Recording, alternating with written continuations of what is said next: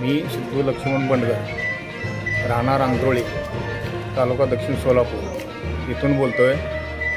मी गुरुवारी संध्याकाळी 6:15च्या दरम्यान माझ्या घरी जेवण करून मी शेताकडे जात असताना शेतातल्या घरी मी मोटरसायकलवरून उतरत असताना उतरत असताना मला एक म्हणजे पिसाटलेल्या कोल्ह्याने मला चावा घेतला व डोळ्याच्या वरच्या साईडला कपाळाला चांगला फाडून काढलेला आहे। आणि त्याच्या अगोदर माझ्या दोन जनावरांना मी पाळलेल्या कुत्र्याला पण त्यांनी चावा घेतलेला आहे।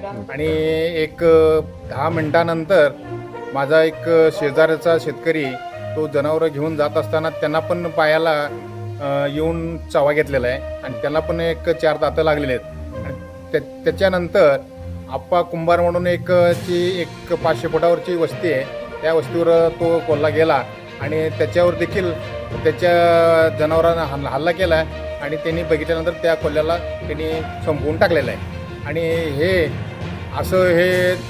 रानटी जनावर आहे मोकाट, असा आमच्यावर जर हल्ला करत असेल तर आपल्या वन विभागानं थोडी गस्त घालावी आणि नियंत्रण ठेवावं, एवढीच माझी मागणी आहे। आणि मी उपचार घेण्यासाठी मी कंदलगाव येथील आपलं शासकीय रुग्णालयामध्ये आलो होतो